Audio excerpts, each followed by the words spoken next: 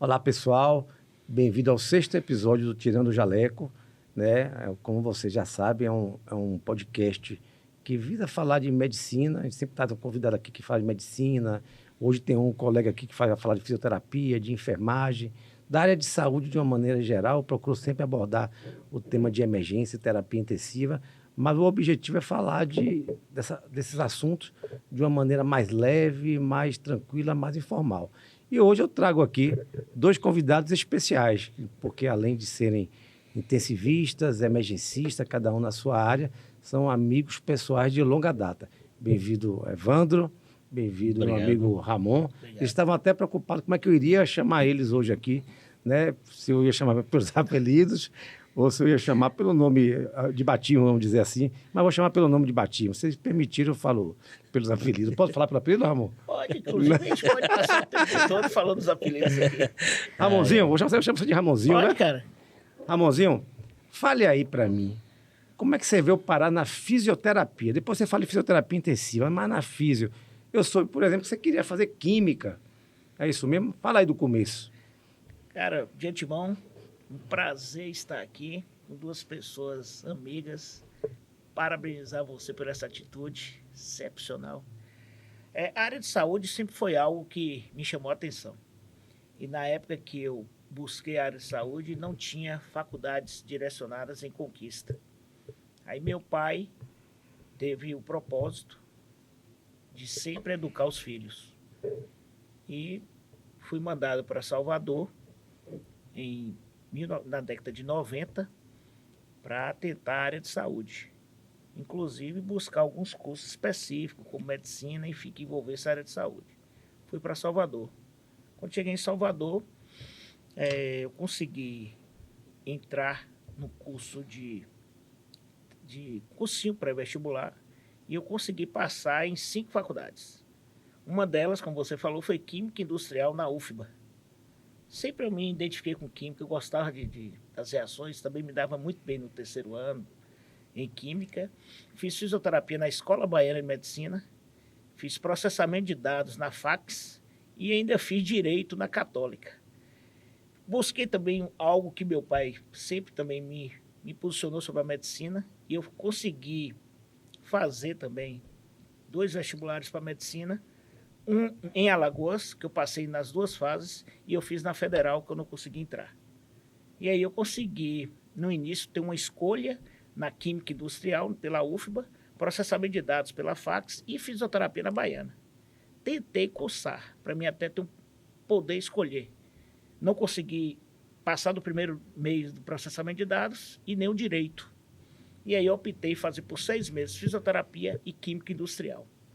Foi aí que eu decidi, durante 6 meses, entrar na Escola Baiana de Medicina pelos cursos de fisioterapia. Aí, a fisioterapia agradece você ter feito fisioterapia, né? Muito obrigado. Dr. Ramon, que para quem não sabe, é referência na área dele, em fisioterapia, na terapia intensiva, né? Além da parte de academicismo, aí que a gente vai falar depois. Sim. Aí eu pulo aqui para meu amigo Evandro, você formal com ele, que os apelidos dele, não sei se ele vai gostar que eu fale aqui. Não é? Eu sei que ele que também é uma referência aí no APH, na emergência intra-hospitalar, na medicina intensiva, né? É diarista de várias UTIs aí, trabalha comigo em algumas UTIs, né? Meu amigo pessoal. E eu sei, para as pessoas que fazem medicina, que fazem faculdade, eu sei do começo, de parte do começo da vida acadêmica e profissional dele, né? E sei o quanto foi árduo, né? Que para ele chegar, ele teve que andar sobre muitas pedras pontiagudas, vamos dizer assim. Não foi fácil, Não, né? não. De forma Mas alguma. fica à vontade para falar. Bom, primeiro eu queria agradecer, né, o convite para a gente estar fazendo esse bate-papo aqui, te parabenizar pela iniciativa, por esse novo projeto aí, que é o podcast. Como é que começou a questão da medicina, né? Eu nasci no Rio Grande do Sul, saí de lá com 10 anos de idade e fui morar em Porto Velho, Rondônia, no outro extremo do país. E lá eu fiz o 2º grau, terminei o colégio e aí tinha um sonho, uma vontade de ser médico, né? Mas lá na época não tinha a faculdade de medicina, né? A mais próxima era Cuiabá, que ficava bastante distante, e era particular, não tinha pública. E aí, devido à proximidade do estado de Rondônia com a Bolívia, eu acabei indo para a Bolívia para cursar medicina lá, né, para tentar realizar esse sonho, que na ocasião era o mais viável para mim, né, levando em consideração que não tinha medicina lá em Rondônia. E aí eu fui para a Bolívia, cursei medicina lá, e no final do curso eles permitiam que a gente viesse ao Brasil fazer o internato. E aí, através de um colega, que ele conseguiu que a gente viesse até a Santa Casa para fazer o internato de medicina, né, concluir o curso aqui no Brasil. E aí a gente chegou aqui em 2002, né, eu, ele e mais 2 amigos, na Santa Casa. E aí foi que teve um problema, uma mudança de direção, da direção geral do São Vicente. E aí meio que o pessoal não queria aceitar a gente, que veio de longe, né? A gente veio de longe e tal, não tinha um contrato formal, e a direção interina não queria aceitar esses 4 alunos que vieram do exterior. Que era mediado pelo diretor anterior que era mediado pelo diretor anterior, que acabou falecendo, na realidade, né? Uhum. Ele acabou falecendo durante a nossa vinda para cá. Isso, nessa fase de transição. E aí a diretora interina não queria aceitar a gente lá no Hospital São Vicente, porque não foi ela que assinou o contrato, coisa e tal. E a gente ficou meio que desesperado, assim, sem rumo, sem saber o que fazer. Foi onde apareceu Dr. Sandro Bahia aí para dar uma luz para a gente. Quando ele assumiu a direção da Santa Casa, ele falou: não, pode deixar aqui que eu vou tomar conta dos meninos aqui, a gente vai começar a estudar aqui, vamos começar os ensinamentos, e começou a organizar o nosso internato aqui na Santa Casa. E aí a gente fez o internato aqui através de Sandro. Ele conseguiu que a gente ficasse no hospital, exercesse a função de interno lá, e aí a gente foi criando essa relação de amizade, de trabalho, e aí as portas foram se abrindo e eu fui ficando aqui por Vitória da Conquista e exercendo a medicina desde então.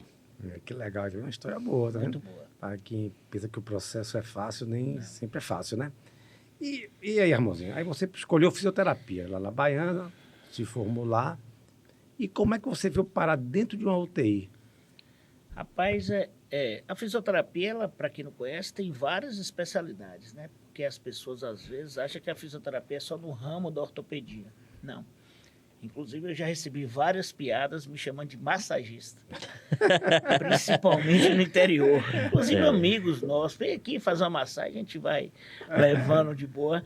Mas, enfim, a fisioterapia, ela busca vários espectros de especialidade, e eu me identifiquei muito com o paciente crítico. Eu acredito que é essa energia, vamos falar um pouquinho de energia, que colocou no caminho com o nosso amigo doutor Sandro Bahia. Mas depois de falar desse encontro nosso. Então, a área hospitalar sempre me encantou. Esse paciente crítico, essa logística, essa resolutividade rápida, aguda. Então, eu fui fazendo estágios, e um estágio que eu amei foi o HGE. E eu tive pessoas maravilhosas no meu caminho, que uma delas, Paulo Henrique, que é um pai como a gente aqui, como o próprio Sandro aqui, como o próprio Evandro falou, foi Paulo Henrique lá em Salvador, e ele me colocou para estagiar dentro do HGE e no Hospital Santo Amaro. A partir desse momento eu me identifiquei com a respiratória, fiz uma pós-graduação na área específica e comecei, desde quando me formei, eu formei em 99, em 2000 eu fui convidado já para fazer parte da equipe do Hospital Santo Amaro, que era a mesma equipe chefiada por André Guanais, do Hospital da Cidade e do Hospital Português. Então, eu fui o único da segunda turma da Escola Baiana de Fisioterapia a ter 3 empregos. Então, aí de lá para cá só foi. Então, hoje eu já estou aí com meus 23 anos envolvido na área hospitalar, nesse paciente crítico aí, e eu tenho o maior orgulho disso. E aí eu migo para cá, de novo para minha direita, né? Já fazer esse bate-bola aí, essa transição. Aí Ramon já disse aí por que ele fez fisioterapia, né? Depois que migrou para fisioterapia intensiva e faz isso até hoje, muito bem feito.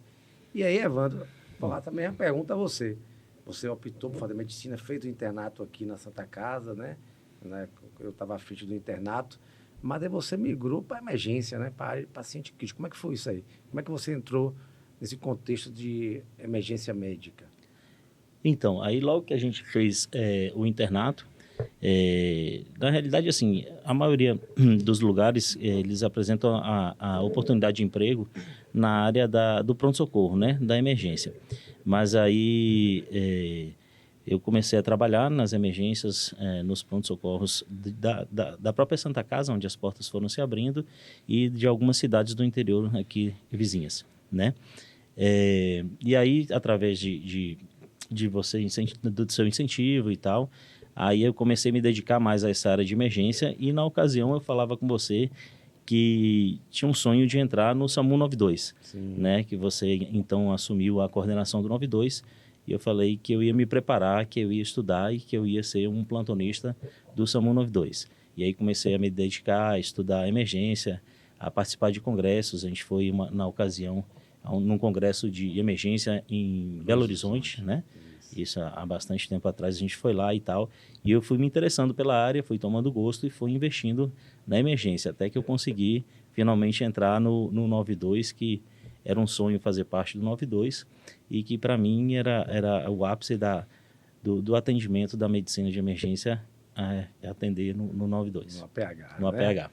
Eu me lembro que você chegou a fazer estágios antes de assumir lá, acompanhar a equipe, né? Exatamente, a gente acompanhou a equipe durante um tempo, e aí depois, através de confiança, foi conseguindo espaço e entrando na equipe. Entrei primeiro como médico regulador. Por sinal, era um bom regulador. E depois eu fui para a avançada e fiquei durante 14 anos lá, trabalhando na avançada e na emergência do São Vicente e do Hospital de Base. Aproveitando ainda essa deixa sua do 92 aí, que é um local que muita gente tem vontade de trabalhar, né? Muito profissional médico, ele deseja trabalhar na regulação ou na intervenção. É um serviço muito dinâmico, né? Uhum. Onde você tem, eu sempre falo assim, na minha opinião, que o 92 é o mais próximo que você tem da medicina de urgência, né? Onde você, como você pensa naquele escopo assim, de salvar vidas, de diminuir agravo à saúde. Acho que o mais próximo que você tem é ali no 92. Você tem a oportunidade de fazer isso de forma legal, de dar prazer. Os profissionais que trabalham no 92, me corrija se eu estiver errado, eles não vão ali só pela remuneração, eles vão ali realmente para salvar vidas. Exatamente. É isso que você pensa também? Exatamente. Exatamente essa ideia que eu tenho, né? Assim, é um lugar onde você tem que estar muito bem preparado, né? Tem que ter um equilíbrio emocional muito grande e a sua tomada de decisão vai significar entre a vida e a morte do paciente, a conduta, a melhora clínica, como é que você vai passar esse paciente, em que estado você passa ele para o plantonista do hospital, né? Então depende muito da sua conduta ali. Então essa adrenalina, essa tomada de decisão, isso aí para mim é o máximo, assim, no que diz respeito ao atendimento de urgência e emergência. E um ambiente do 92 que o pessoal, assim, às vezes não conhece, às vezes muito não conhece, é o de regulação, né? Exatamente. Você foi um bom regulador, tinha uma experiência, eu me lembro, você sempre regulava muito bem. Fala para quem está ouvindo aqui, como é que era lá, como é que é a decisão do regulador, o quão difícil é regular e o quão importante é fazer a regulação médica das urgências. Primeiro, assim, é uma responsabilidade imensa, né? Porque você vai estar recebendo informações via telefone, não tá vendo o cenário, não tá vendo o paciente em si. Na maioria das vezes é outra pessoa que está passando essas informações. E aí você tem que, através do treinamento, você tem que tentar fazer as melhores perguntas possíveis no menor tempo possível, para que você possa tomar uma decisão importante, que é o envio da ambulância, né? Para saber se você vai enviar uma equipe básica ou uma equipe avançada, né?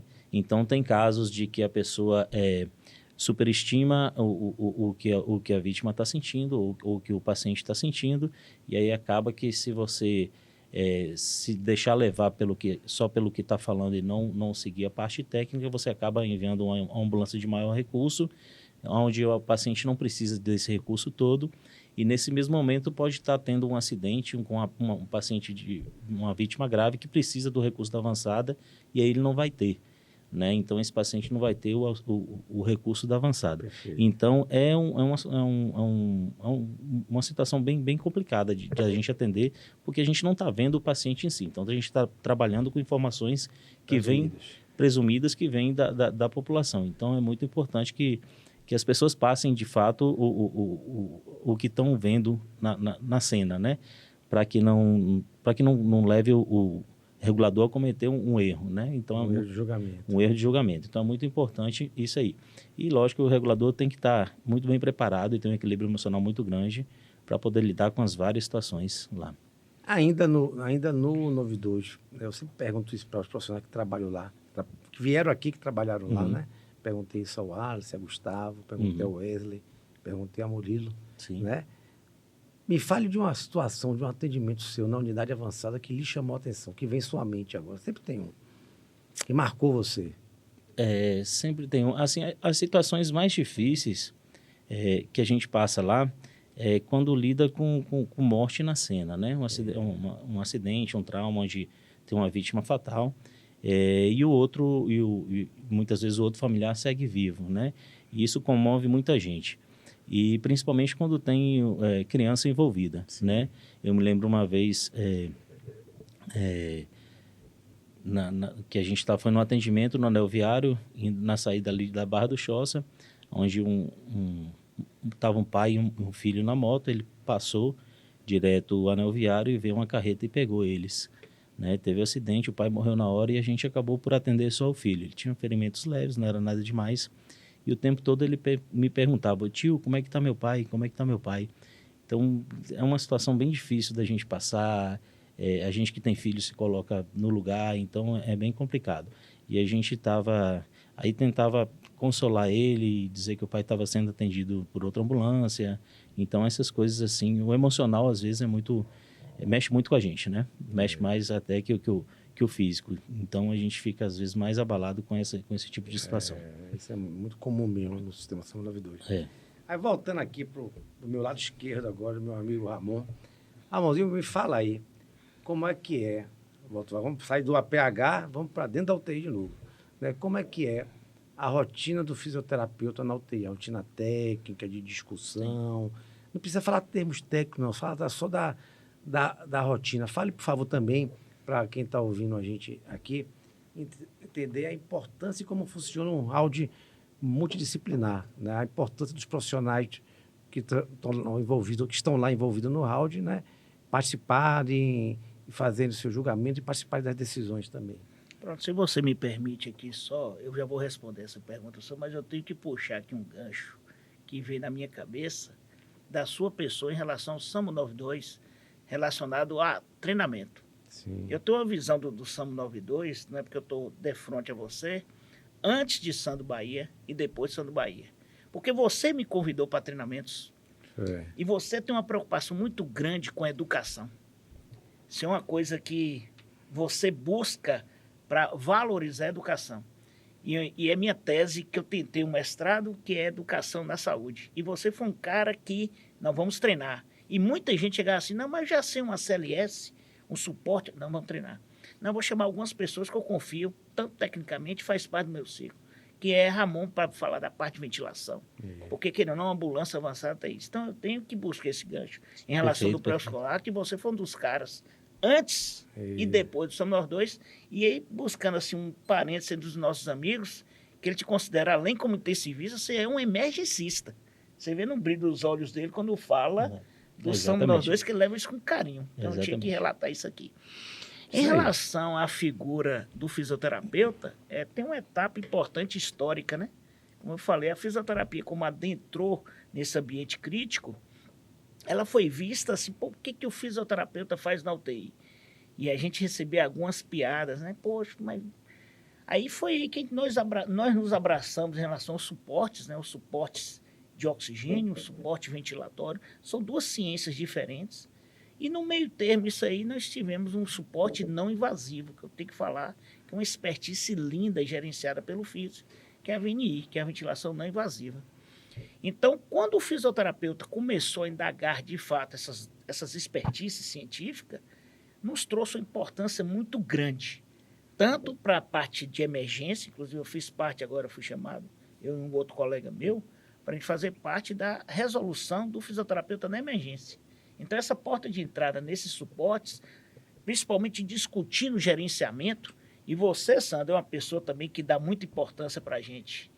Porque quando você fala bem assim, poder de decisão, o que o fisioterapeuta vai fazer?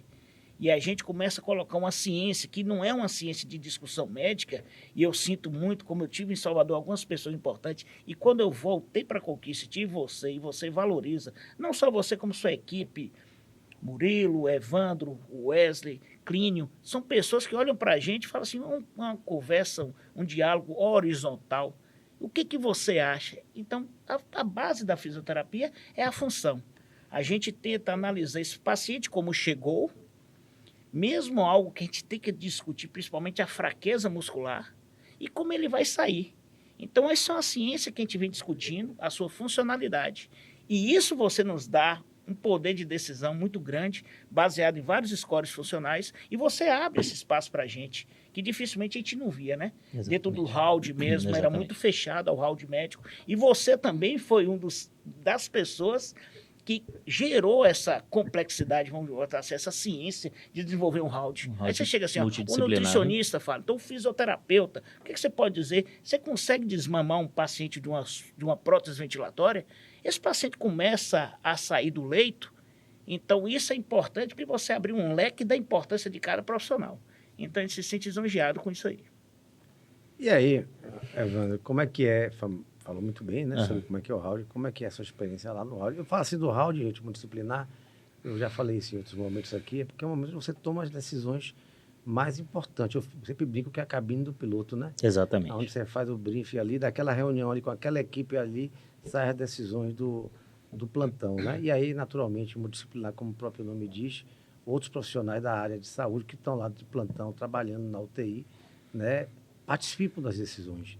Então, não é uma decisão do médico, é uma decisão da equipe, né? Fale aí, Evandro, como é que é lá o round? O round é fantástico, né? A gente trabalha junto, principalmente em Brumado, né? Onde a gente está há mais tempo trabalhando com a equipe.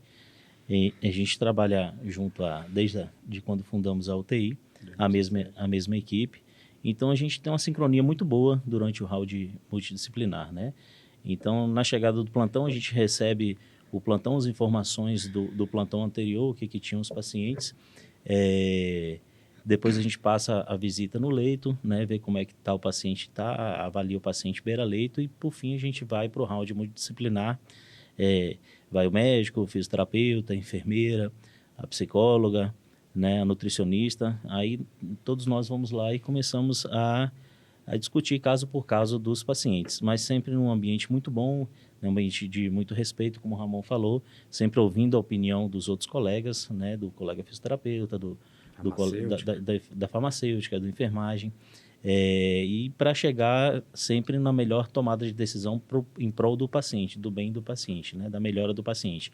Mas tudo isso a gente faz num ambiente agradável, até em alguns momentos descontraídos, tentando levar com leveza a situação, né, porque é um ambiente árduo, né, carregado, difícil, mas a gente, principalmente no meu round, né, no round que eu faço parte, que eu participo, a gente tenta levar num ambiente de descontração em alguns momentos, né, para tentar amenizar essa carga que é muito grande, né? Então a gente faz ao mesmo tempo que faz com seriedade, mas também tem momentos de descontração, de brincadeira, e que a gente consegue fazer isso muito bem. Eu tenho eu posso dizer que eu tenho um orgulho pessoal de que quando eu estava na coordenação do 92, eu tinha na minha mão, né, porque eu treinei, né, e cresci junto com esses colegas, eu tinha os melhores, na minha avaliação, os melhores emergencistas da cidade, que estavam dentro da unidade avançada do 92. E eu consegui convencê-lo, você vai me corrigir se eu estiver errado, a migrar, né, não sair do 92, mas a entrar também na medicina intensiva. Exato. E eu cheguei num determinado momento em que eu estava à frente de uma UTI também, a UTI 1 do Hospital de Base, que é a UTI pública mais antiga daqui, mais experiente, né? E eu consegui ter na minha equipe, né, boa parte da equipe, a maioria da equipe, os melhores emergencistas migrando para a medicina intensiva. E eles também se tornaram excelentes intensivistas. E daí eu pergunto para você, como é que foi essa migração sua do APH para a medicina intensiva. Passou por algumas idas mensais a Belo Horizonte, não foi? Exatamente, exatamente. Eu levei uma trupe para lá. Exatamente. Como você lembrou bem, na realidade você é o grande incentivador de todos nós, né? Você sempre nos incentivou a estudar, a se dedicar à profissão, à escolha do de ser emergencista. Então, sempre quando a gente estava no 92, seguindo seus passos, a gente cursou a CLS, a TLS, o PAUS, fez todos esses cursos. E aí, num determinado momento, você começou a se dedicar à terapia intensiva e a gente conversando, foi convidado por você para participar da terapia intensiva. Então, enquanto eu dava plantão na emergência do hospital de base, eu lhe acompanhava ao mesmo tempo na UTI do hospital de base, né? A princípio eram algumas visitas, depois eu abri mão de um dos plantões para ficar lhe acompanhando, acho que uns 3 ou 4 meses na UTI, participando do plantão em si. E aí surgiu a oportunidade de a gente fazer uma pós-graduação de terapia intensiva em Belo Horizonte, não é isso? Aí a gente começou a ir a BH uma vez por mês para fazer essa pós-graduação. E foi muito bom, um aprendizado enorme, né? A gente está em outro local, um grande centro, obtendo informações e fazendo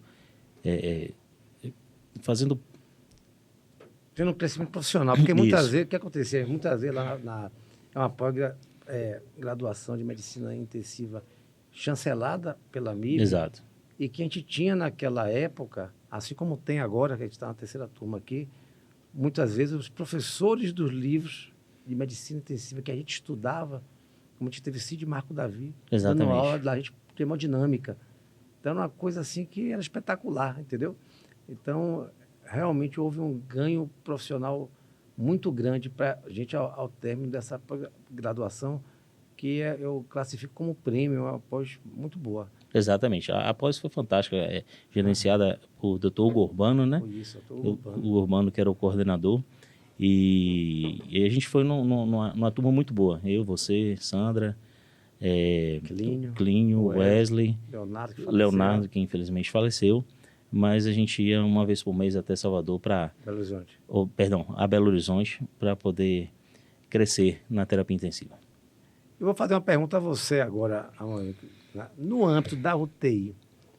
Teve algum atendimento, algum paciente que lhe chamou a atenção, que exigiu muito de você, que você entendeu que, pô, esse atendimento meu, da equipe aqui, mudou o desfecho? Você lembra, assim, de algum, sem citar nome, naturalmente? Sim. Lembro de um paciente que eu vim de uma escola que a gente mexia muito em Salvador, aquela escola de Duarte, que ele fazia muito a utilização da pressão positiva. Inclusive, aproveitando aqui, a UTI 1 foi aonde eu conheci Sandro Bahia.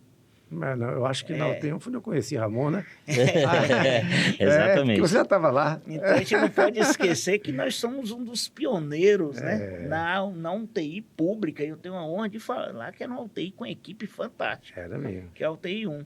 E lá o que me chamou a atenção foi um paciente que é o ápice da patologia, né, respiratória, que é a SARA, né? A SARA, principalmente no foco pulmonar. E eu comecei a trazer essas pressões positivas e a equipe não estava muito assim com pressões, no caso a gente chama aqui o termo técnico é PIP, né? Que é a pressão expiratória que fica dentro da estrutura. E eu vinha de uma escola para usar uma PIP alta, PIP com recrutamento de 40. Então, quando eu abri esse leque de discussão e fazer uma PIP com recrutamento, com uma possibilidade que não estava muito discutindo, até uma mudança do decúbito, todo mundo me chamou de... Não tem como fazer isso aqui, não. E mesmo assim, como eu te falei, a equipe era muito boa, né? E, inclusive, a gente chegou na equipe, conseguimos colocar uma pressão alta, e esse paciente começou a melhorar de uma forma fantástica, e, inclusive, teve um bom êxito para o paciente, e isso me chamou muita atenção, porque era algo que não se fazia em Conquista. E eu acredito que eu fui um dos pioneiros a introduzir PIPs, pressões positivas altas, e o paciente teve uma melhora rápida. Eu me lembrava dos seus protocolos, era muito bom, realmente. E, rapaz, vou perguntar a vocês agora uma situação, um contexto que com certeza marcou vocês dois, marcou a todo mundo, né? Que foi o período da Covid. Os dois, né? Mas assim, você lidava diretamente ali, você estava no centro do furacão, lidando ali com paciente de Covid, eliminando ali as secreções, muito próximo, né? Aspirando muitas vezes, fazendo VNI, aplicando helmet. Como é que foi sua experiência no Covid? O que foi o Covid para você, mano, no âmbito da UTI? Houve crescimento profissional, houve muita preocupação, como é que foi? Perfeito sua análise. Eu acredito que, e Sandro também é uma das pessoas que gosta de discutir muito história, né? É um incentivador da... Eu acredito que o país nunca viveu uma pandemia, né? O país sempre... Então isso aí foi algo novo na vida da gente, que foi impactante, né? Você ao ponto de não identificar o próximo, isso trouxe um problema muito sério, porque você chegava com aquela capa, com aquela máscara, um óculos, não conhecia as pessoas. A insuficiência respiratória, né, foi muito severa, muito rápida. E eu, como fisioterapeuta, tinha a equipe, né, principalmente uma equipe onde eu também tinha que coordenar, a gente tinha que buscar protocolo específico. Sandro, ele é uma pessoa muito técnica, e ele fala, Ramonzinho, nós precisamos buscar melhorias, nós precisamos ter uma UTI diferenciada. Então, o que me chamou a atenção foi isso. Eram pacientes com insuficiência respiratória, e aí, ao mesmo tempo, a equipe estava muito amedrontada, por conta que estavam os aerosóis, e a gente buscava estudar alguma coisa para mostrar que a gente recebia algumas coisas que as pessoas não acreditavam naquele momento. E ainda bem com a figura de Sandro, ele sempre nos apoiou, né?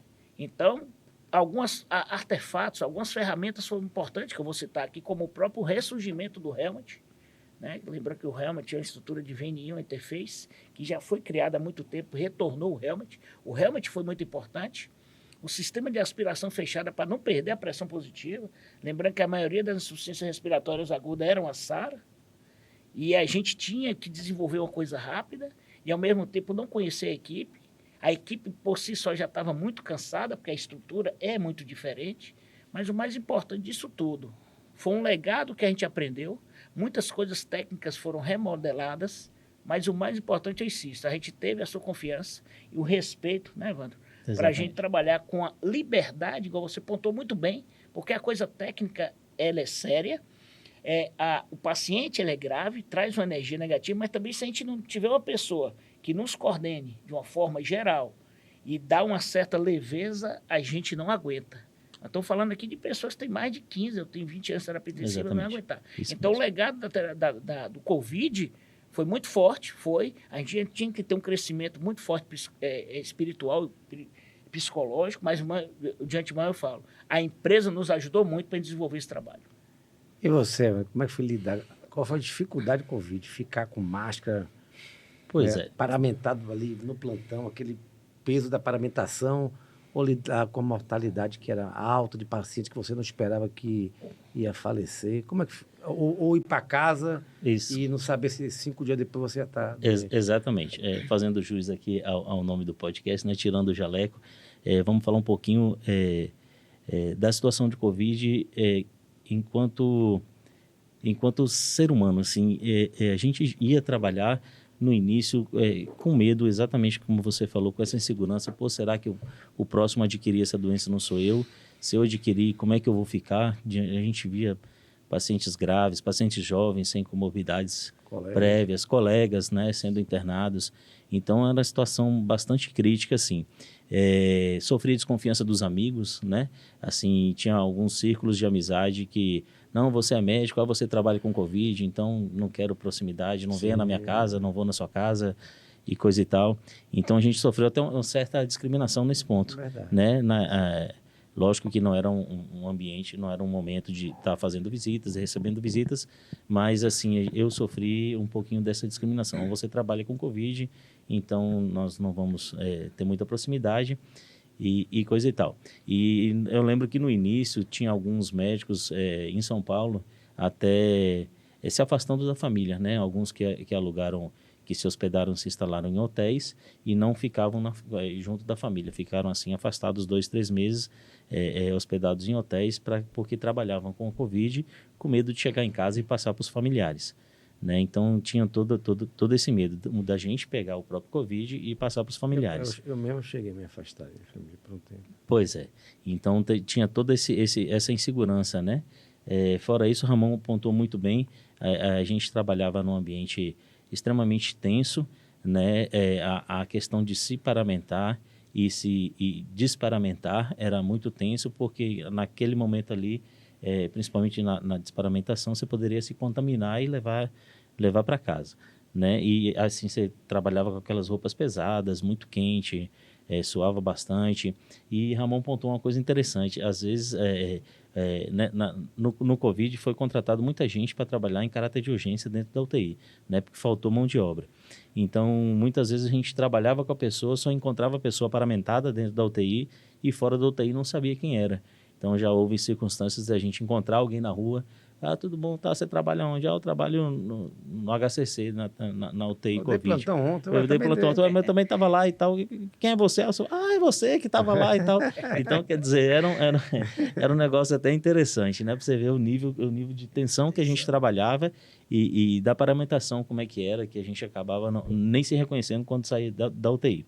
Então, assim, o Covid marcou demais as nossas vidas pela forma que aconteceu. Acho que todo mundo, né, principalmente a gente que trabalhou diretamente com o Covid, né, a atenção que era, o passar o boletim também era uma coisa extremamente assim, marcante, porque a gente passava o boletim por telefone, né, não havia visitas na UTI Covid, a gente passava o boletim por telefone e às vezes você passava assim, estava conversando com a filha e aí a filha falava, ô doutor, dá uma notícia boa de minha mãe aí, porque ontem meu pai estava com Covid também e faleceu no hospital de base, eu estou aqui apreensiva, como é que está minha mãe? E às vezes a gente estava lá com a mãe da pessoa piorando lá na situação e se ter que passar por telefone, era uma situação extremamente complicada, né? Mas a gente, graças a Deus, conseguiu sobreviver a tudo isso aí, né? Superar e crescer com isso, né? Crescer profissionalmente, a gente se tornou mais forte, né? Mais forte emocionalmente também. E aí conseguimos sair intactos da situação. Tinha um protocolo também que era da desparamentação, né? Ixi, o banheiro, Esse era o mais tenso. Esse era o mais tenso, né? Eu acho que todos nós queríamos alguns protocolos pessoais. Eu mesmo tinha um de passar o álcool no nariz depois. Eu botava o álcool dentro do nariz. Você tinha algum, né? Não, que eu me lembro, não. Agora, às vezes a gente é curioso, lugares que a gente passava por um túnel de desinfecção e tal. Às vezes o túnel não funcionava, tinha que voltar de novo, né? Às vezes o túnel não funcionava, aí tinha algum toque, de repente você estava tudo limpo, tocava numa parede do hospital, um negócio, isso, contaminei aqui, ela lavava de novo, era que lavava, encostava em outra coisa, era um caos, mas foi superado, graças a Deus. Agora eu tenho aquela sensação, parece que a gente fez parte de um grupo de guerra, né? Isso. Então, quando eu coloco no currículo, foi assim, isso me dá um orgulho. Parece que eu fui para a guerra. Então, isso, foi isso mesmo. Algumas unidades como o HCC homenagearam corretamente os profissionais que trabalham lá, né? Isso. Porque quem está lá... Porque, assim, muita gente... quem não é da área de saúde, quem não é nem da área de saúde, quem não é da área intra-hospitalar, de terapia intensiva, não viu de tão perto como nós, né? Exato. Então, você ir lá para o olho do furacão, como eu falei, lá para o centro... Você está de frente a um paciente grave com Covid, muitas vezes lidando com secreção, tendo que fazer procedimento, e você tem que voltar para casa no outro dia para a sua família. Isso mexe muito com o emocional, né? Você fica com aquela perspectiva de que você pode ser o próximo, né? Gerou um clima de tensão. Muitos perderam colega, perderam pai. Eu perdi meu pai, né? Perderam o pai. Então, isso mexe muito com o emocional, mas a gente pode dizer que venceu essa guerra, né? Então, é isso aí. Ramon, você não é só fisioterapeuta intensivista, você não trabalha só com assistência, você trabalha com educação também, né? Sim. É uma outra vertente sua que eu sei que você gosta muito. Demais. Que é a educação. Fale aí um pouco do academicismo. É paralelo, é a mesma paixão que eu tive pela fisioterapia identificada nessa área crítica, nessa área do hospitalar. Paralelo, eu tinha sempre conceitos e preceitos que eu vejo que a coisa só ia melhorar, de fato, se envolvesse a educação. Eu sempre coloquei que se a gente ficar levando a saúde de uma forma única, uma ilha, e a educação do outro lado, a coisa não ia se resolver. E eu comecei a estudar, fiz parte, tentei entrar em alguns mestrados públicos com o intuito de prevenção de alguma coisa para a gente melhorar. E eu vi que a informação é a melhor forma da gente não levar muitas pessoas ao hospital, né? E aí entra o poder da educação. Paralelo a isso, eu consegui entrar em uma pós específica, fiz online inicialmente, foi na PUC, que é uma pós de especialização na área de educação, psicologia na educação, e tentei alguns mestrados. Fiz parte, fui convidado para fazer parte também do grupo de professores, tanto de graduação como pós-graduação, e o mantenho hoje. Hoje, inclusive, eu fui formatizado, né, vou colocar assim, eu agora também sou coordenador da Unip, né, que é a Universidade Paulista aqui na região, e agora também eu faço parte da coordenação dos laboratórios de Pitágoras. Então, isso aí me dá muita sede de melhorar, e eu vejo a educação como combustível de melhorar a saúde. É isso que eu vejo. Então, eu procuro sempre buscar alguma coisa em prol da melhoria da população, enfim. Você quer falar, você está desenvolvendo aí um simpósio, né? Idealizou, é um simpósio de fisioterapia, né? Quer falar para aquela câmera ali como é que é o simpósio?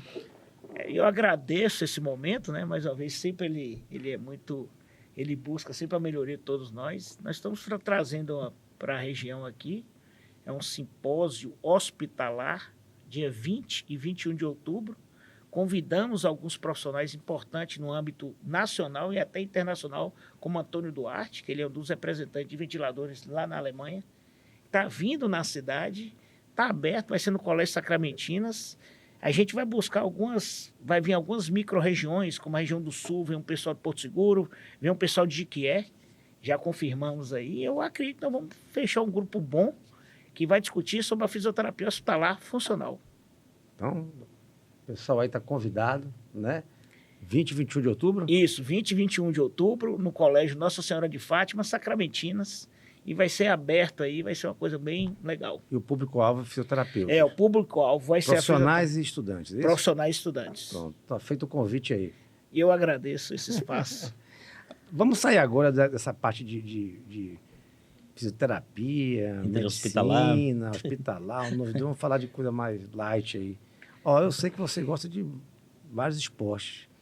Fale aí, você já passou por vôlei, foi campeão lá do norte de vôlei de praia, Isso. apesar de não ter praia. Apesar de não ter praia, exatamente.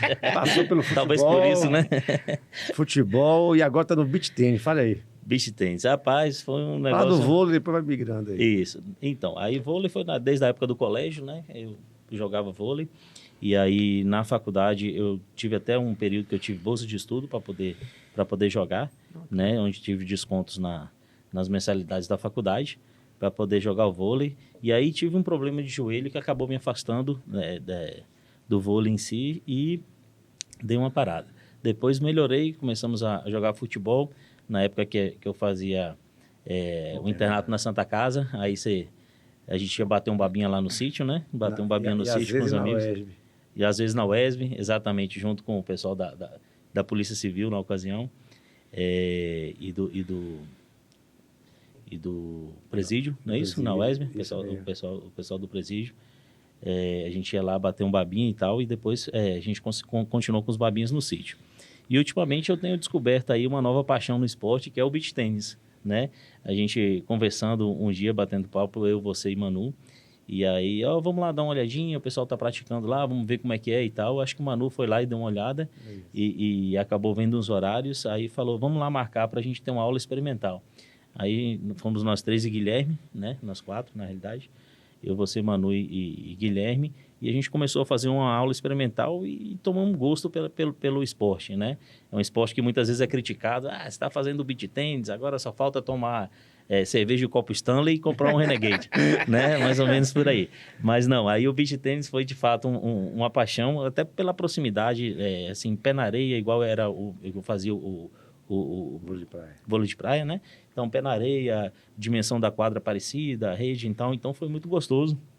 A gente começou a praticar e acho que uns 7 meses já que a gente está fazendo beach tennis, por aí mais ou menos. Você já tá indo para o seu segundo campeonato, eu infelizmente devido a algumas lesões não pude participar do primeiro e não vou participar desse segundo. Mas assim, o que mais eu gostei do beach tennis Além da prática do esporte, né, que é saudável e tal, é um ambiente muito, muito familiar, né? Tem muitas famílias onde você vai e leva suas filhas, levo minhas filhas, você pratica com sua esposa, a gente vê outros casais lá, outras famílias. Então, o ambiente é um ambiente muito agradável, né? Onde você pode ter a prática da atividade física e ter esse ambiente agradável que é o convívio familiar, né? É uma extensão da nossa casa, a gente vai lá, participa, muitas vezes acaba fazendo refeições lá, não é isso? Um final de semana, passa lá, muito agradável. Então, esse ambiente é muito bom e a gente foi muito bem recebido lá na arena, né? O ambiente é fantástico. Então, é isso aí que despertou essa paixão pelo beach tennis. Agora, a bola da vez é o beach tennis. Agora, a bola da vez é o beach tennis. E, pelo jeito, aí vai ser por bastante tempo aí. E você, mano? O que você gosta de fazer esporte? Rapaz, Você tá no beach tennis também aí. Tô. Não faz aula não, Inclusive, mas... eu fui chamado de fenômeno, só porque eu perdi esse local. Uma frase sua, né? Isso. Mas lembrando que o outro fenômeno fez um curso de tênis, né? Mas beleza. Esporte, você falou muito bem, esporte, nós não somos profissionais, né? Mas o esporte é um prazer. Exato. É um momento que, principalmente voltando de novo ao Covid, é uma coisa que eu vi no pós-Covid, e isso é uma característica de Sandro, ele tenta reunir, né? Ele é vamos botar assim o termo, desculpa, assim, pejorativo, é um fazedor de grupo. Pronto. Toda hora ele faz. E ele tenta colocar sempre os amigos, né, envolvidos em grupos, né? E aí é grupo do beach tennis, é grupo do futsal, é grupo do ping-pong. Do caiaque, né? já teve. Então eu venho incentivar para meu pai, e inclusive eu quero até buscar que a sua pessoa porque eu acho que esporte também tem um dom, né? E você sabe que sempre eu falei que você tem um dom, você desenvolve a coisa rápida, você é bom de futebol, vôlei. Então, eu acredito que você tem algo também, ping-pong. Eu acredito que o processo de aprendizagem que envolve o esporte, né? Nós temos amigos, né? Sim. Que você pode fazer a aula que for, passa o ano todo e não tem jeito. Desenvolve. A bola para ele é quadrada. É incrível. É por aí. Enfim. Então, eu comecei desde cedo. Meu pai foi incentivador, com escolinha, me deu um time de futebol. Em Salvador, comecei também, tive vários amigos, voleibol, futebol. Eu morava quase de frente à praia, morava na Pituba, então eu ia participar, envolvia também com bodyboard, né, que é quem não conhece o Moribug. Então, meu pai é associado, tinha uma casa de praia em Itacaré, envolvi também no surf, aí levei alguns caldos importantes. E associado aí, que é a discussão aqui agora no momento é o beach tennis, eu venho de uma escola de praticar muito frescobol. Eu recebo algumas críticas que não tem nada a ver, principalmente os profissionalizantes aí, né? Como meu querido Guilherme ali e minha querida Manu. Mas eu tenho uma pegada, eu sou corrigido, às vezes eu saio do eixo emocional quando eu sou corrigido, né? Sua base não tá boa, e aí, enfim. Mas eu acredito que eu vou tentando Você é um desenvolver. autodidata, né? Isso, eu acho que eu vou desenvolvendo. Ele vai desenvolver a técnica dele própria, né? Exatamente. Mas eu tenho intenção. E tá fazendo falta lá no beach tennis com a gente lá. Sim, é um grupo maravilhoso, igual você colocou, um ambiente, você pisar numa areia, Isso. você tira o estresse, principalmente nós trabalhando no hospital. Exatamente. Então, o beach tennis eu vejo com uma válvula de escape. Vocês dois agora estão em um momento bom, né, no futebol, né? Você tem um torcedor do Inter. Isso. Tem um jogo importante hoje, semifinal da Libertadores, né? Semifinal da Libertadores contra o Você Fluminense. é do Vitória, vou ter que falar aqui, né? Mas não precisa sorrir, né? Não. É porque você é um torcedor do Bahia. Você é do Vitória, tá na Série B, mas vai voltar pra Série A ano que vem, né? Isso, tá num momento bom. Inclusive, é um time fantástico, eu sou um sócio de um estádio fantástico, eu tenho uma história no Barradão. Tudo bem que me falaram que eu fui proibido de entrar no estádio que eu tô, Você mas foi isso aí, barrado do Barradão. meu time não tem título nacional, mas eu tenho prazer, eu sou mesmo.